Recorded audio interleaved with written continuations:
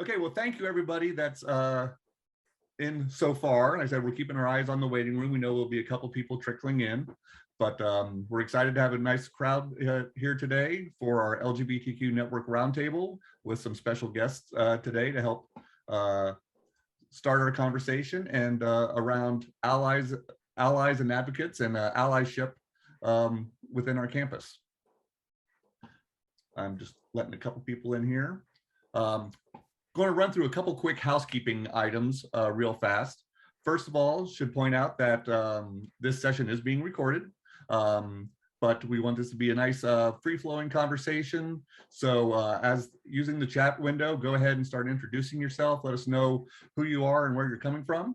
We're going to have some prepared conversations, questions to get things started, but then at some point we will turn it over to the crowd for different questions and conversations. Again, this is a roundtable, so we want to hear from everybody. This is just one of the many different ways that we have set up at AQOI for you to interact with us online. We have our online community, which is a great place to post questions, resources, learn answers, our website, and then our YouTube channel since the last 18 months or so has quickly grown in the number of videos as we record these virtual sessions and keep things moving forward. I will point out that yesterday we did start a message thread on the online community about this session. Hopefully that when this is all said and done, and or if people come along and watch this recording later, they can go back to the online community and continue to post questions and keep the conversation going there. I do want to take a quick moment to point out that the AQOI Award nomination process is currently open. If you would like to nominate a colleague for an award, that deadline is November 18th. Then through November 2nd, that is open for people to nominate themselves for an award.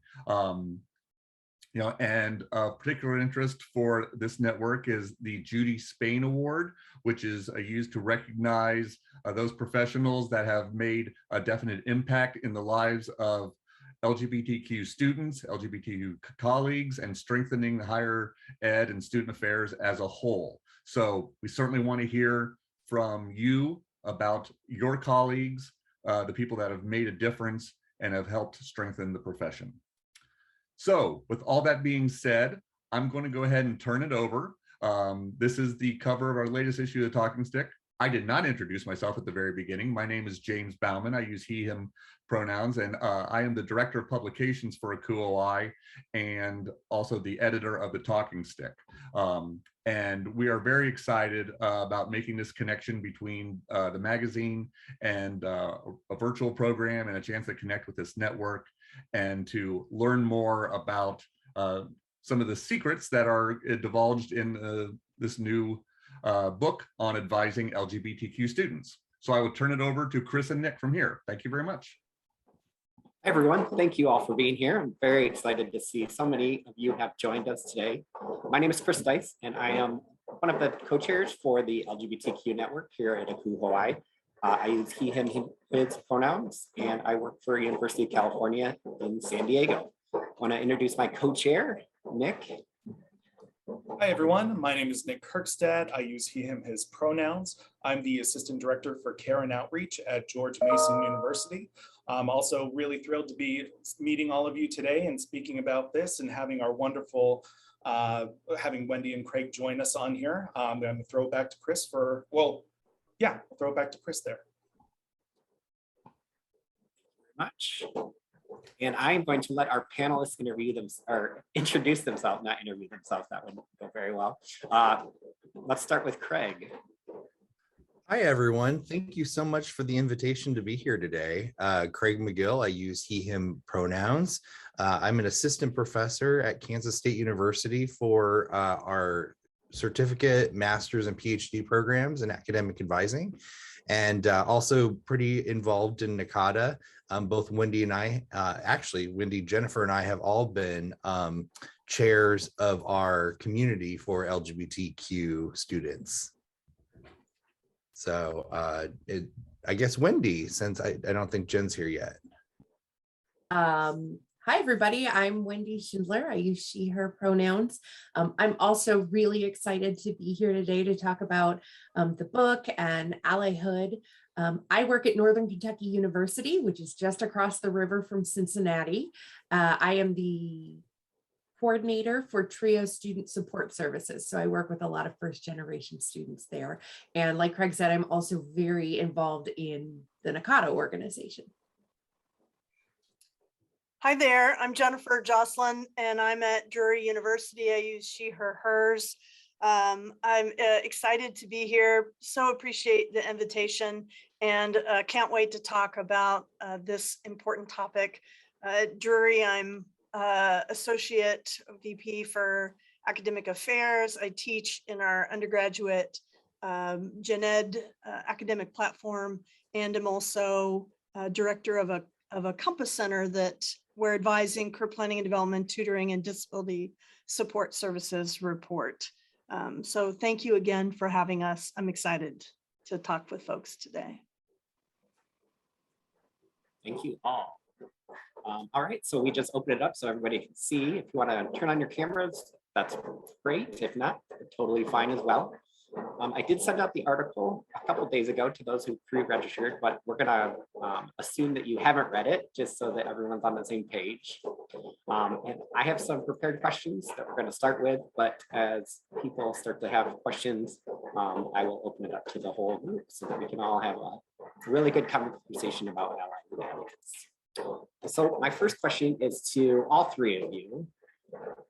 I know in the article that you use the definition from becoming an ally as someone who works to end oppression in his or her personal and professional life through the support of and as an advocate with and for the oppressed population. That's a lot of words. I would like you all to use your own words to describe what an ally is. The one thing that I was, excuse me, passionate about when I was thinking about this chapter, and by the way, this chapter for me started about 10 years ago when I was in graduate school, and I became interested in what being an ally meant and reading as much of the ally literature as I could. But I had sort of been hearing from other people and seeing in certain readings that, you know, if you were a member of the LGBTQ community in some way, you just were an ally and there was nothing to discuss there. And there was always some dissonance for me there because I saw some ugly behaviors from people within the LGBTQ community about other folks. And so when we approached this chapter, we took a pretty hard stance against just by virtue of being a member of the community does not make one an ally. Allyship is hard work. It is not separate from, you can't put it in a container to just gear towards a specific thing. You know, allyhood, it involves anti-racist work and other work of the nature. And it's never achieved. It's something that, you know, you have to work towards the rest of your life. And I know that like on not every day am I the greatest ally could be, you know, and so that's something that I personally have to continue to work towards as well. So that's one dimension that we kind of took that, you know, I think surprised some people. Wendy, do you have a response to that? Yeah, Craig and I talked a lot about allyhood as a journey, not a destination that is continually ongoing. And we did talk a lot about whether you are a member of the community or not, you are not automatically an ally, no matter what your own identity is. There's a lot of letters out there. I identify as bisexual someday, queer, others, whatever feels best for me right in that moment, but that does not automatically make me an ally to my transgender friends and to other identities. It does not automatically make me an ally to other people who identify as bisexual. I grew up with a lot of internalized homophobia based on the household I grew up in and things I was taught as a child from my religion. And so we did a lot of work around being an ally takes work. It's, for some of us, it's much easier than others. Maybe you grew up in a very progressive household that was embraced lots of identities. And so you may not realize the work that you have put in, and it may feel very natural to you, but you are doing work. We also talked about the idea that maybe we don't get to call ourselves ally. Maybe you're not an ally unless someone else who you are being an ally to says, you have been an ally to me. Do I get to define whether the work I've done actually makes me a good ally, or does the person I'm trying to be an ally to, they're the one who gets to say, yeah, you are a good ally, versus, because I can have all the best intent in the world, but if my impact causes harm to someone else, whether I meant it or not, I'm not necessarily being a good ally. So yeah, there's a lot of work that goes into being an ally, and it's a continual thing. I mean, there's a million letters, and we all know that the language around being LGBTQ plus etc.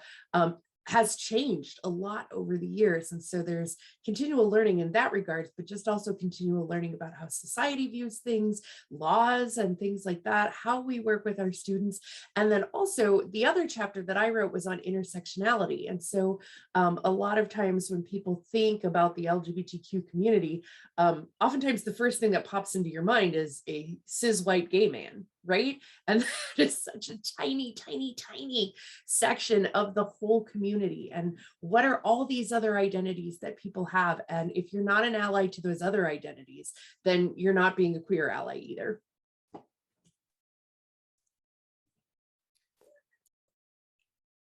For me, as one of the co-editors with Craig, and the reading of this section especially is absolutely that. I have so much, I have so much to learn.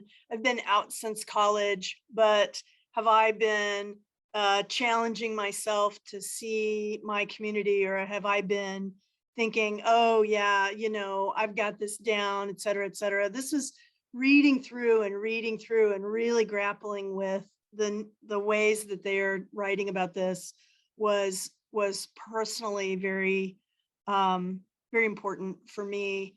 One other thing that was part of the book, not necessarily this particular chapter, but was also asking colleagues to talk about their ally journey. And this was LGBTQ, QIA plus colleagues. This was cisgender, heteronormative colleagues talking about their journey. And so it expanded this idea, and it made it more of a process to hear colleagues talk about their process. And yeah, so I think we tried to capture what Craig and Wendy were writing overall, that journey and awareness and all those pieces. Great, thank you. What do you think? And this is, I'll just ask her one. What is the most important role an ally can play? Wendy, do you want to take that one? Oh gosh, just one. Just one. Just one is really hard, but I think the most important role you can play, no matter what action you are taking, is to decenter yourself. If you are being the ally, you are not the important person in this conversation, in this advocacy work, in whatever you're doing. You are not at the center of it. Even if I am advocating for other people in the queer community, in that moment, I am not at the center of it when I am acting as an ally. And so it is really hard sometimes to decenter yourself, especially, so I am queer, I am fat, I am not a Christian, I have some identities that lead to oppression for me, but at the end of the day, I am white. And so, especially in the United States, that whiteness trumps almost all other oppression I could face, because white folks in our society get so much privilege, right? And so that puts me in a place where I can use that to advocate for other people. But as a white person, you're not grown up thinking about this generally. Like, it can be really hard to decenter yourself from that, because usually we are at the center of conversations. And so, yeah, I think decentering yourself is one of the most important things you can do as an ally.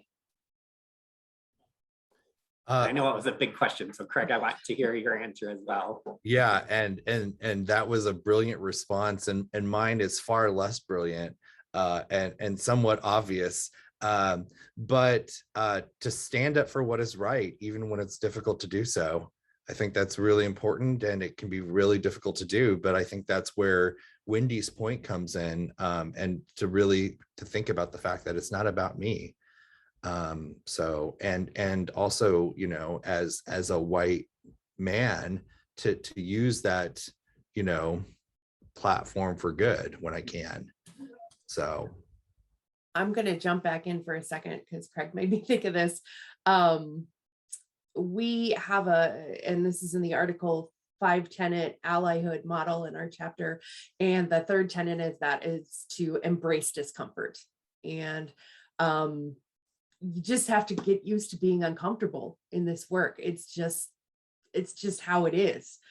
To be an ally, there's going to be discomfort around that. And so it's just something to get used to and embrace. And because that's where learning happens, and that's where change happens, is when we get out of our comfort zone and feel that discomfort when we do the work.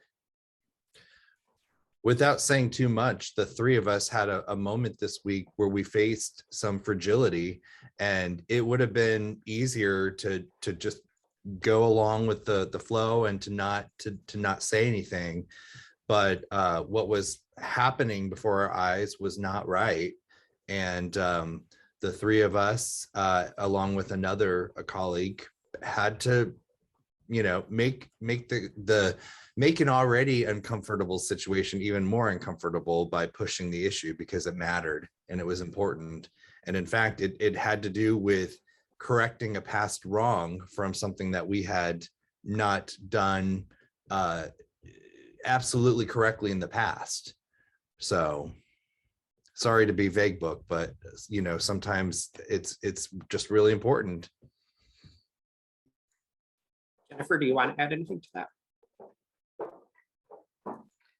No, they're 100%. And I appreciate the comments in the comment section as well as people are reflecting.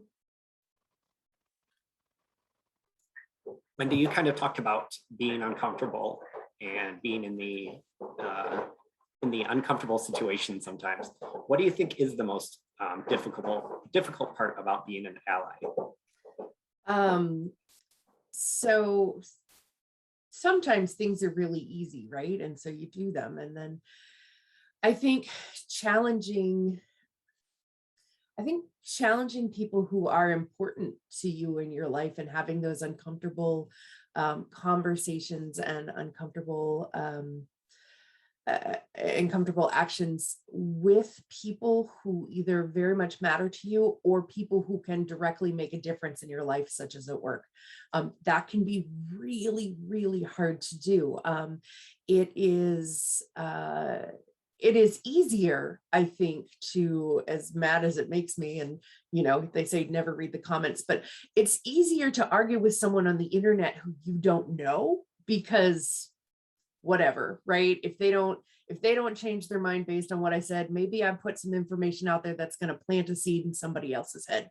So even if that makes me mad, like even if the situation makes me mad, I can deal with that more easily. But it's really hard to challenge family members because, you know, I love my family and I don't want to be uncomfortable with my family. I don't live close to my family. I'm about 6 hours away from most of my family, so I don't get to see them that often. And so when I do, like, the last thing I want to do is have an uncomfortable conversation. But if somebody in my family says something homophobic or racist, like, it is my job as an ally to call that out or call them in and try to have a conversation. And if they're ready for that, cool. But if they're not, it's extra uncomfortable, right? Or at work, sometimes there is real fear of repercussion. If you step up to leadership and you speak that truth to power, that can, no matter what the rules are about retaliation, that can still affect you. It can still come back to you. And so it can be really hard in those moments to step up, and you have to consider, you do have to consider your own well-being in those moments. I mean, obviously, if we could all be perfect allies, that'd be great, right? But we can't always. And so there can be real struggle around that when it is going to directly affect you. But what I try to remind myself, and this is probably a little easier for me as someone who identifies as queer than it might be for someone who is cisgender and heteronormative and so on, is to remember that people in marginalized communities are uncomfortable every day, through no fault of their own, through the way society teaches them. And so the least I can do is make myself uncomfortable in situations. But it is a real fear of the backlash you can receive as the person being the ally. Such a great point that you just made. Many people live uncomfortable lives every day, and for us to do this in the moment is only fair. Craig, do you have a response? Yeah, I was just going to say, for me, there's sometimes a tension between doing the advocating and then not inserting myself as a savior when my voice is not wanted or needed. And so knowing when you know, on either way, you know, that can be tricky for me at times. Wendy, I gotta say, I'd never heard this the way you phrased this, but I love that. Call them out or call them in. I think that's really beautiful, calling them in, that notion. I can't take credit for that, but yeah. Yeah.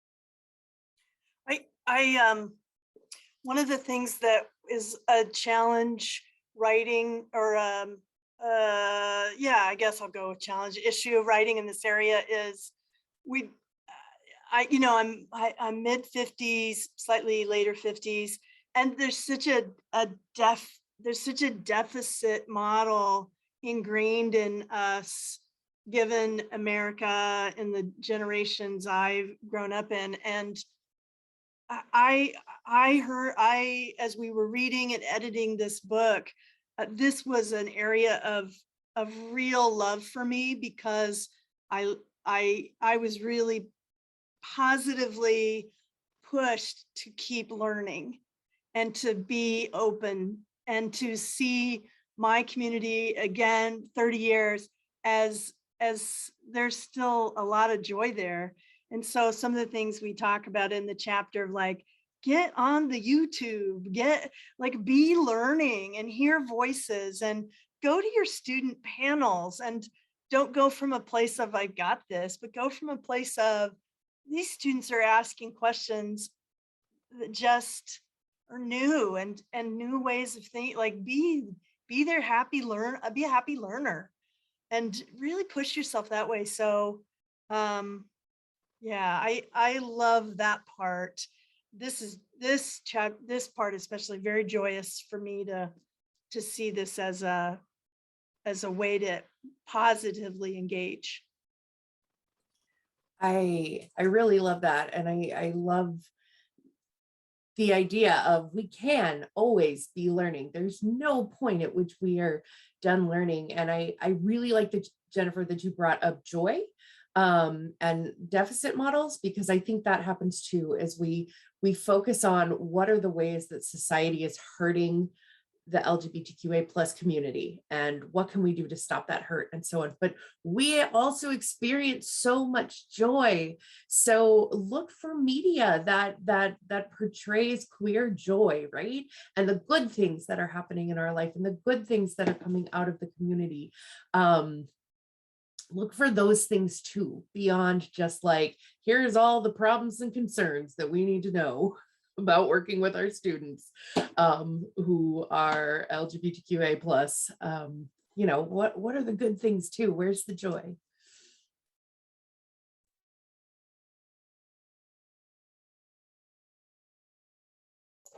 I want to bring up Jenny's question from the chat. I think it's a great one. Call out versus call in is a challenging subject. It comes up in our graduate programs. How do you really call someone in when you are hurting?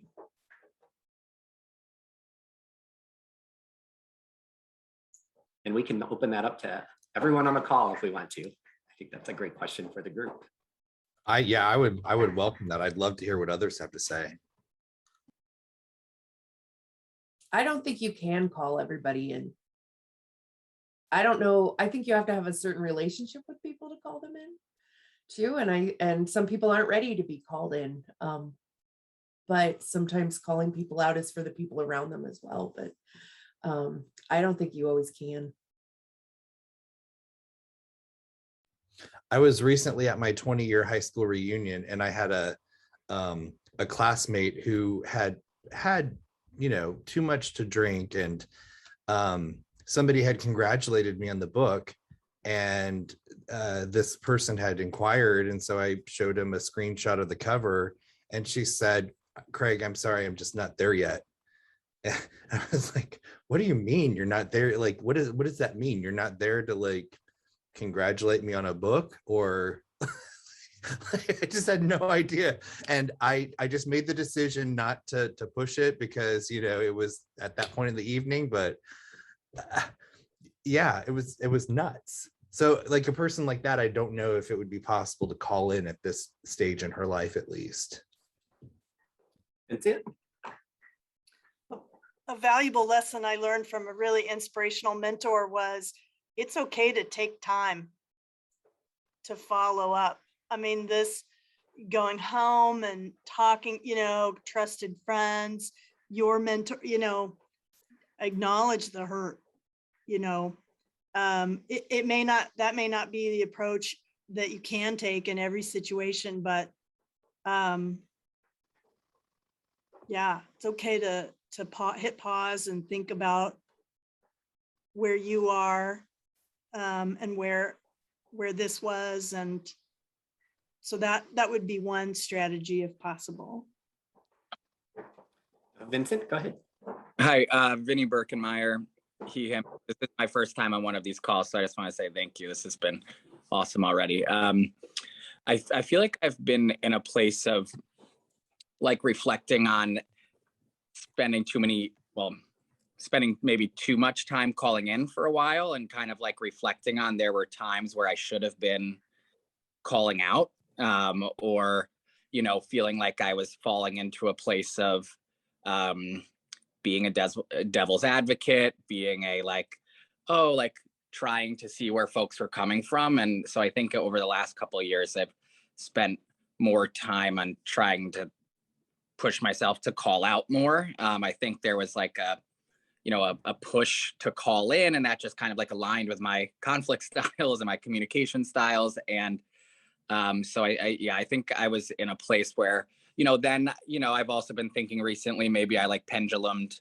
a little too much to calling out when I could have made more ground as an ally with calling in. So I think it, you know, I've been thinking a lot about like reflecting in the moment of like what's best, what do I know about this situation, this person, this relationship, similar to what Wendy was saying about like, is there a family dynamic that changes like your reaction? Is there a relationship dynamic? So yeah, I've been thinking about that kind of like pendulum of when I find myself doing the call out and call in. One of my favorite things to say is progress, not perfection. All the time. We will never get it 100%, right? Never. I screw up all the time, and I've screwed up real bad in the past. And I think I did the best I could in that moment, and I'm going to learn from it. And maybe I'll do things different next time. Or maybe I really like how that turned out, and I'm going to remember that next time. All right, I want to open it up to the other questions. If people have any other questions in the group.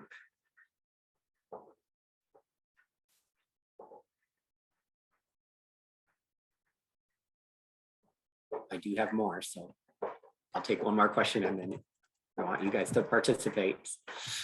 What are the top short-term quick actions people can take to be an ally? Craig, do you want to start this one?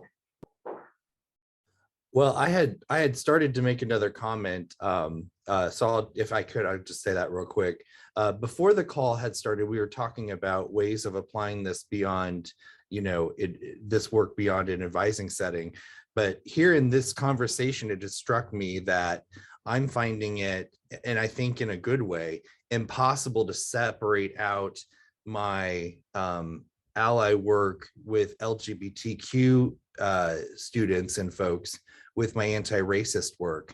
And I'm just seeing that, there's so many parallels. And so I think that's an important point, that this extends beyond, the ally work we do in this one area. It's our ally work across the board.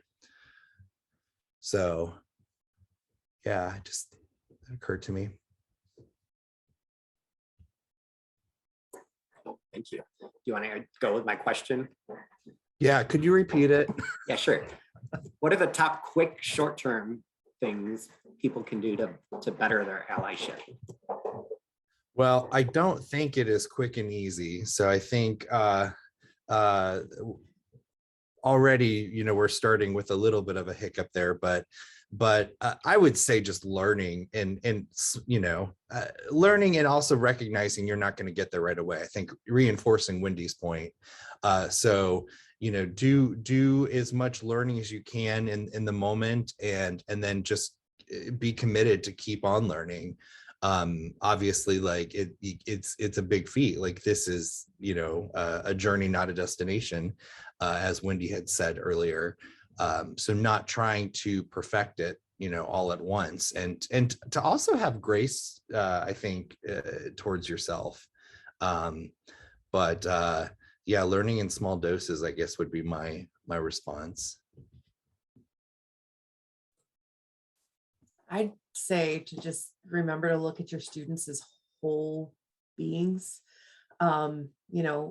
It's very easy for us, especially with affinity groups we have on campus and things, to look at our students as, here's my gay student, and here's my Black student, and here's my low income student, when one student could encompass all of those things at once. And so just to remember to look beyond just this one identity and see what else is happening in a student's life. Gosh, I can't say enough how awesome this book is. So I'd love it if you read the whole thing, because we talk about that in the intersectionality chapter a lot, of just remembering to look at people as whole beings who have many different identities that intersect with each other. And so that can cause this whole like web of oppression that your students may be facing, and to remember to look beyond just one thing with a student. I would also say with Craig's idea of like micro learning and picking things up here and there, is also, what voices do you get to hear in your life? Who do you follow on Twitter, or who do you follow on Instagram or Facebook? We were saying earlier, it's for old people now like me. But whose voices do you hear in your life? Whose books are you reading? When you want to learn about a new subject, who is the author? And is it someone, who has a worldview that's different than yours, so that you can take in that knowledge coming from a different place? And so just being very conscious of where you're getting your information and whose voices are important and centered in that process, I think can go a long way towards allyhood. Because we work in higher ed, right? So we already love our students, or we should. Please get out of the field if you don't love students. So we already have that going for us, right? Is we should genuinely be wanting to do right by our students. And so, yeah, that education piece is really important to get us there. Yeah, I love the self-audit, the education audit, the who's in your head audit. I think that's a great tip. I think I would use this link and reading, if it were widely available, to organize a student panel or have something on campus, like listening to students critique the heck out of this, agree, disagree, see more, find the, like just listening to students. And of course, so, you know, students come to advisors sometimes with a real narrow sense of what they're supposed to be talking about. But you all have just this strength of interaction, of work with students that is so complex and so full. You don't need to create situations because you're doing this all the time. But if somehow that isn't but using anything to listen to students and organize something where students are listening to other students or faculty are listening to students. Those would be some quick things that I would think of. Thank you. Here's a question from the chat. Are there particular offices at your institution that focus on advising of LGBTQI students? And this is for the group.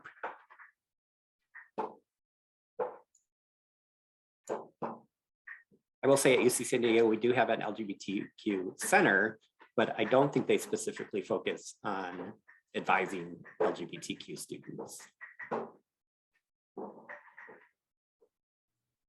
I can share. So at George Mason, we're very fortunate to have multiple offices that simultaneously do advising for LGBTQIA students. One that is an LGBTQIA plus center, but then also the Diversity, Equity, and Inclusion Office, as well as, I'm not going to get the name right, it's CCEE. I'm awful with all the anonyms and abbreviations, but fortunately, have seen a lot of resources that I'm able to direct students in. However, I know at past institutions, I was working at George Washington University, and we had one office that was split between LGBTQ and religion. And that one person was kind of the only person that students could go to. And I know in working with students at that school, they felt very uncomfortable going to the person who oversaw not only the LGBTQ Center, but also the religious portion of, I think it was the Catholic Center. So there was that, it was a really hard for getting students to have them advised by that person. That's a fascinating coupling. Very interested in that. I was just thinking that. We have a really good LGBTQIA center at Northern Kentucky University, which has really high rating on the Pride Index, and which is great because we're in Kentucky. But I used to work for about 10 years at Gateway Community and Technical Center, which is right down the street from NKU. And the work on campus was all done by me, but it was not my job. I was just the token queer employee who said, this is important and we need to do this. And so it added another hat and another thing on my plate, but it just was the right thing to do for our students, but it was difficult. Eventually, though, we were able to get a grant that was based on suicide prevention. However, I knew people writing it, and I was like, can we add something in there about LGBTQA students because their suicide rate is higher than our other students? And they were like, yeah, absolutely. So they did. So I ended up being able to get some funding for the work we were doing on campus by being able to wiggle it in somewhere. So sometimes it's like, what do you got you can work with if you don't have anything else on campus? We do have a center here on campus, and I'm still relatively new. And the first year of my employment here was really in the midst, we're still in COVID, obviously, but really like never going on campus in the midst of COVID. One of my previous institutions, Florida International University in Miami, Florida, which is where I was before my postdoc, we had a center, and my good friend Gisela Vega, who has a chapter in here as well, she ran a mentoring program. And so she paired undergraduate students, queer students, with faculty and staff. And I think that was a tremendous mentoring program. And it was just there to support the students. And then she went on to University of Miami, which is where she currently is, and continuing to do her amazing work. Craig, I'd like to follow up on that. Carla Hines here from UNC Charlotte. Wendy, I'm originally from Louisville, Kentucky. I just wanted to say I never knew Kentucky was up there doing something.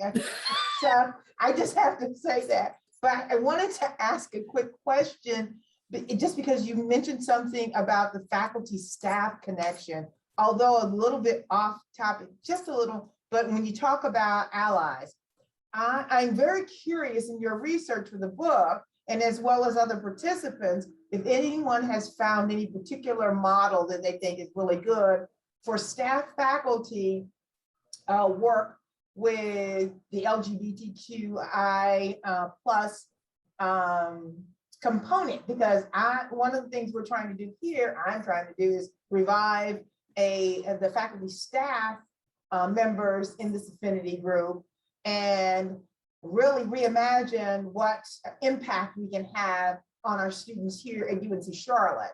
And so I'm curious if anyone's had any or has been exposed to any models that have been particularly effective. That's a great question. I don't have the answer, but I'm Googling Gisela's contact info so you can connect with her.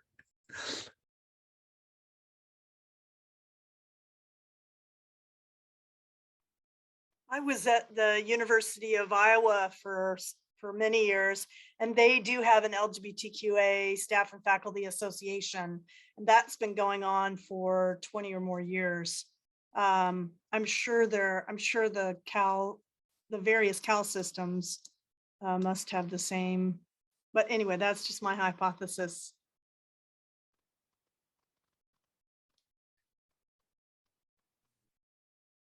Okay, I'm going to jump in with next. Oh, did someone have?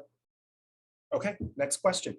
So from James, they were asking how many campuses have formalized safe space programs and or training. So this might be a good option to raise your hand, kind of show like if you do have that or if you don't. And then how might that overlap with being an ally?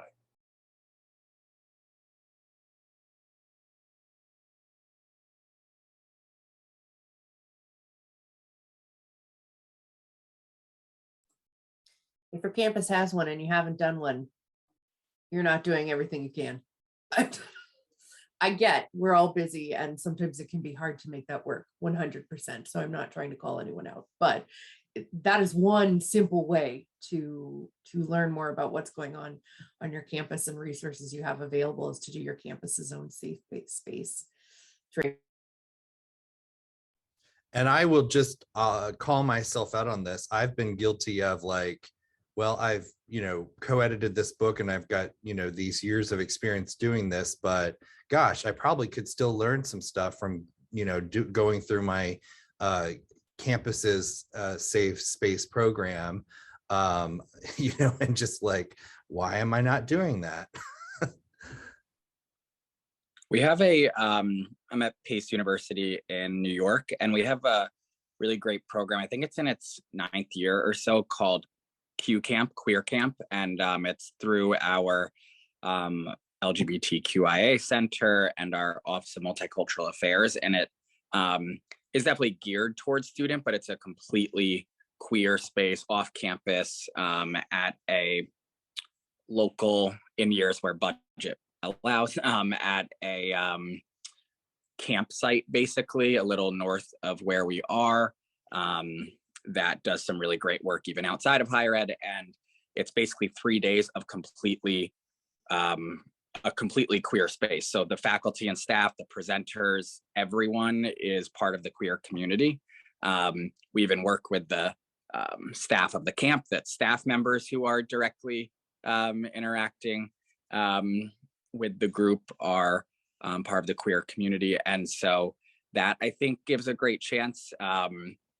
I think specifically as like a member of the queer community, it's easy to be like, oh, I'm not going to go to the out lunch today, or I'm not going to go to the Pride event with our students because like I'm a part of that community already. But I think some of the points folks are making about like that doesn't mean I understand everything in the queer community because I'm a gay, white, cisgender man.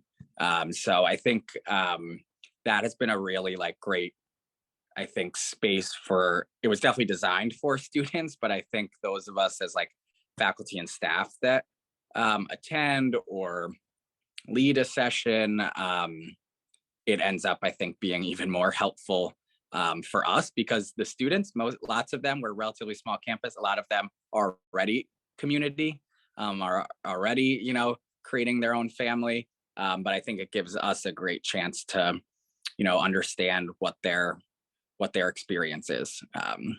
Yeah, so that's something similar that we have.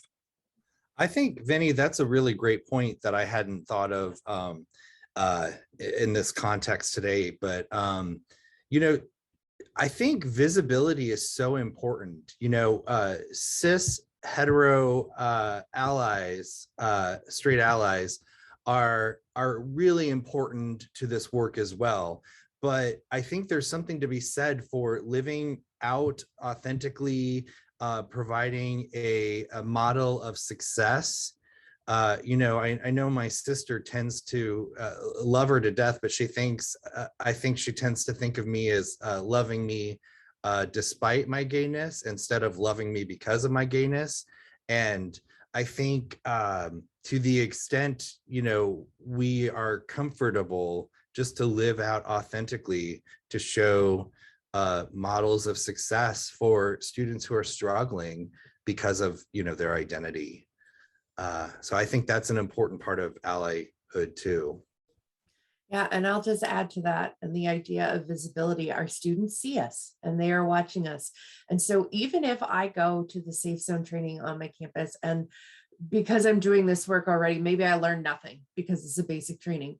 Well, now though, I do get to put the safe zone sticker up and my students know that I went to it. And so they don't know what I learned and what I didn't learn there. All they know now is that they can see that I took the time to go to that and that I, you know, have the safe zone sticker and all of that. So they don't necessarily know what our backgrounds or anything are, but anything we can do to make that more visible to them, that we are allies for them, is very helpful. The other thing, Wendy, is that colleagues who may be slowly dipping their toes into this work, who were at that meeting, who saw you there, know that you're a safe person to approach, you know, if they have questions or whatnot. And I'm using you as an example, but yeah, just in general, it's the ramifications are widespread in good ways. It's like I said earlier, if you're having an argument on the internet and you're not going to change that person's mind, but maybe something you put out there, someone else reads. And so they either a seed gets planted or they know that you are the person that they can talk to. So sometimes even when you think something might not be worth it or you're banging your head against the wall, remember that other students can see you and they can see they can hear the things you say and see what you're doing, and that matters to them.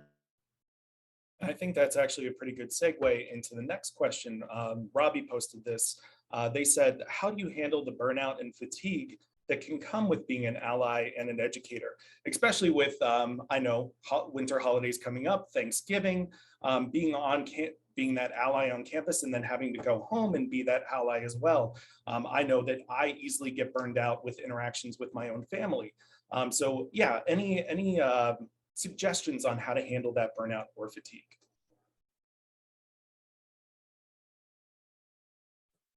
Oh, that's really tough. That is a hard one to answer. To be perfectly honest, I'm not out to my family. You would think, I mean, I guess I am now with the book.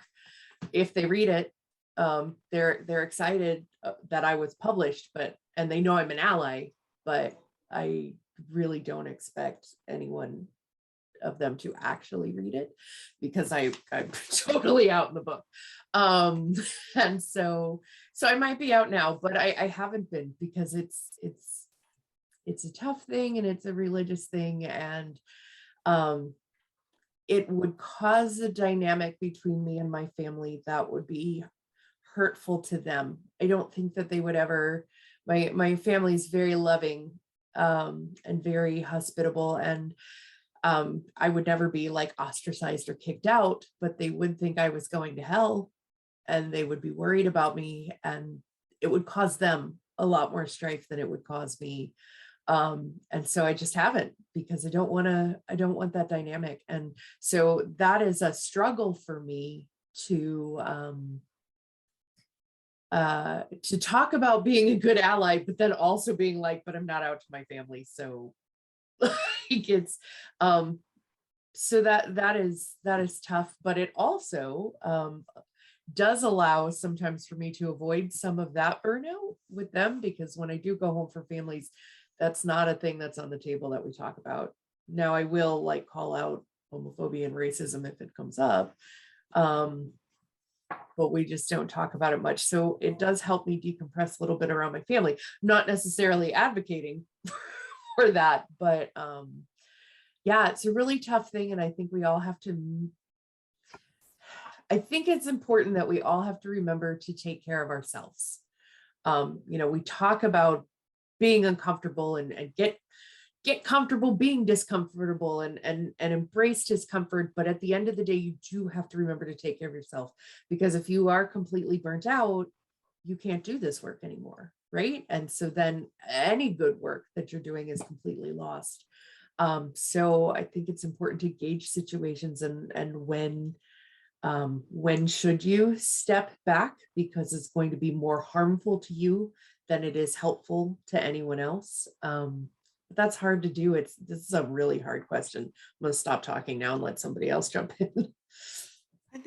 I think I love the folks who are writing on the difference now and the nuances like between compassion fatigue, compassion burnout, and stress burnout, because those are the onset is different. And I'm just going to have to paraphrase because I haven't researched or written in this area. But anyway, at NACADA, we've started to talk about that, of like the exposure to trauma and the things that happen, or the things that we're hearing from students, and how we go home, just the empathy fatigue and compassion fatigue versus like burnout from being in a place where we love our institutions, but sometimes our institutions don't love us back, and what that means right now. And so, the more reading I do in that area, that helps me also kind of self-care and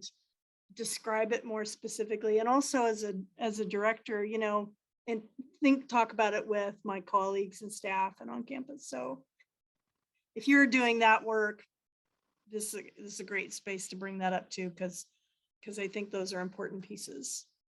Even in places of higher education, which tend to be more free thinking, I think I'm totally comfortable with, well, I won't say totally, I'm pretty comfortable with who I am in terms of my gayness. But when I applied for my postdoc, I had questions about how much should I say about this queer research agenda, or should I just focus on this other stream because that'd be more convenient and less controversial? And, it's towing that line even in 2021. I know for me, oh, sorry, you go ahead.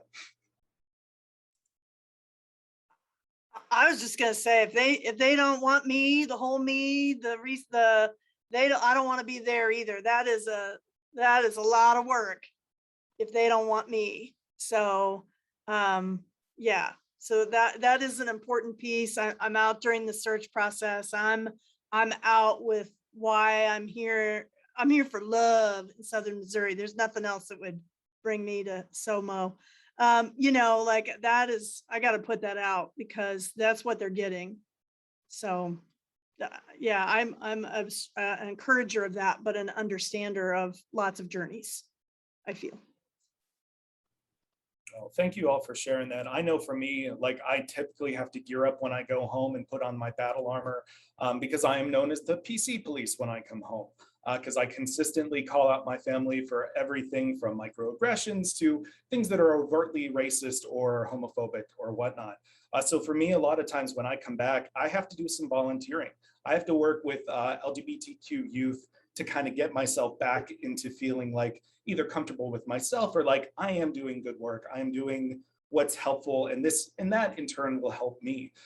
So I just wanted to mention that briefly to kind of give another answer. But yeah, let's see. I know we're short on time, so we might have enough for one more question, or if we wanted our panel to kind of give some closing statements, want to leave that door open for all of you.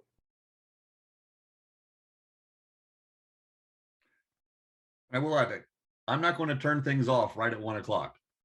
The conversation's too good, but I know that people might have places to go, but I just want to let you know that it's not going to the door's not going to slam shut at 1. Appreciate that. Let's take one more question, Nick.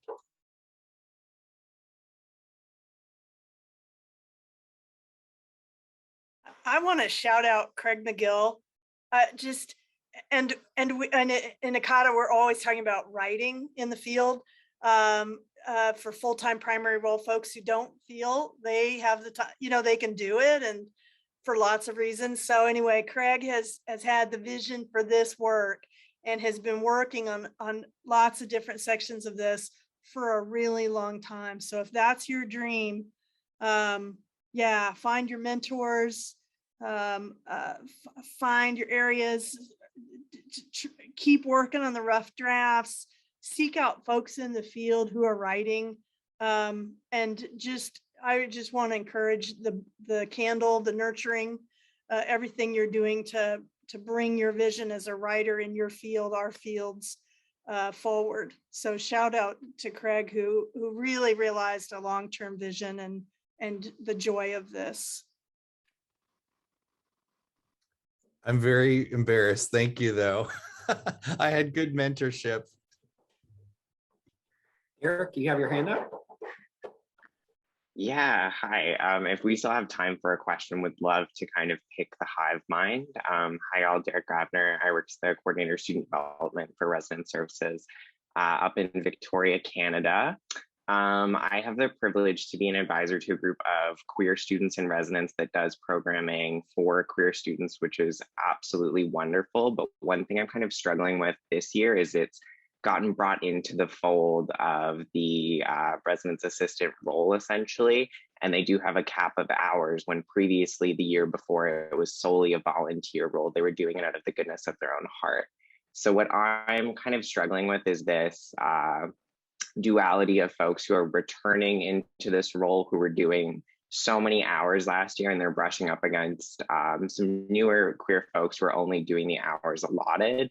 And there's kind of this duality of why aren't they doing the same amount? Why aren't they putting their full selves into the role? That's almost kind of creating a little bit of conflict of folks who are, maybe not bringing their, claiming not to bring their full selves or something like that. So I'm just wondering, does anyone have any sort of advice for working, within a group of queer students that is struggling with those who are not maybe thinks they're doing the work, or, that allotment of hours that the university is allowing?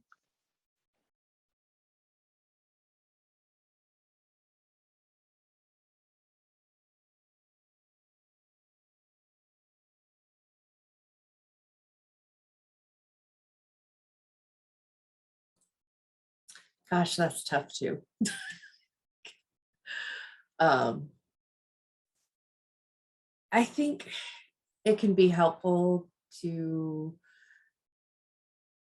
temper expectations. You can't make anybody do anything, right? And there are people who are at least doing some of the work that we always wish they would do more, but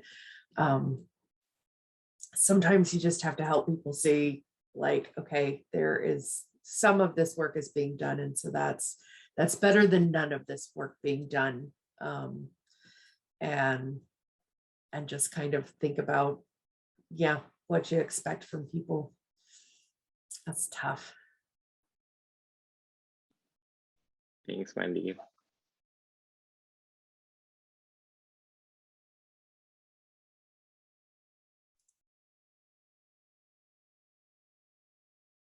the longer I'm in the field, the more I try to think about grace.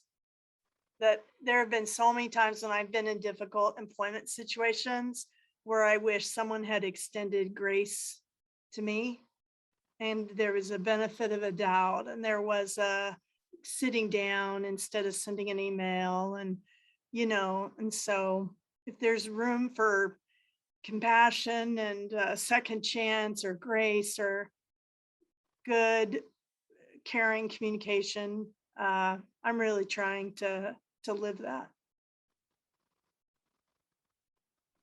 Thank you so much.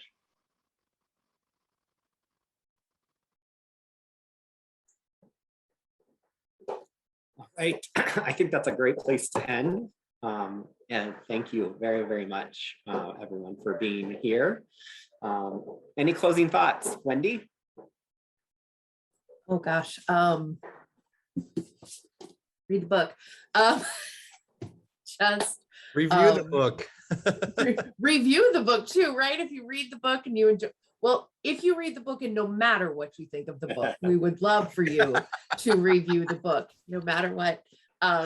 Craig will live with it. It'll be fine. But I'm just so excited about how many of you are here today. And I'm excited to be having these conversations with people who aren't in advising necessarily, because we all work with students, and so much of this is just applicable to no matter what kind of, whatever label is on the work that we're doing with our students. Being an ally is universal, right? Like we can be an ally no matter what position we are in, no matter how we work with our students. So I'm just really excited to see you all here in these rich conversations that we've been having. So thank you very much. Yes, thank you. And as somebody, I lived on campus all 4 years of college. And so, and that just was such an amazing experience for me. So thank you for all the work that you all do. And thank you for having us today. I just am so honored to be here. Yeah, same for me. I'm a res lifer. Did housing all 4 years, and then res life junior and senior. And I literally believed student affairs saved my life coming out my senior year. So shout out and thanks for all you do every day. It's the world of difference. It's a world of change, and it's a big world that you're helping students understand and be a part of. So thank you so much. Thank you all for being here and writing this chapter and writing the book. And James, thank you for organizing this. This was really great. I would love to do more of this. So thank you, thank you, thank you. I did put in the chat that we are looking for a chair-elect. So volunteer opportunities are here through the 15th. So please sign up. And thank you all. Yes, please, volunteer opportunities with this network and with many other opportunities are available now to QLI. So please take a look at that on our website. Again, the nominations for awards is ongoing. And thank you so much to everybody. This chapter was so insightful. I had mentioned this before we got started. It does an amazing job of combining the more academic and theory and research-based side of things, but with some incredibly actionable and pragmatic things that a person can take away and apply in their job. I think I love the fact that it bridges so nicely between advising and housing and student affairs as a whole. And quite honestly, no matter what your job is, there are lessons in this. I know that I learned an awful lot from reading this chapter, and it's made me think about things a lot differently as well. So thank you so much to everybody for being a part of this. Thank you to our authors. And remember that, Chris, this is the first Friday of every month, correct? Yes. So fantastic. So thank you all very much. Have a great rest of your day and your weekend. Take care. Thank you, everyone. Thank you.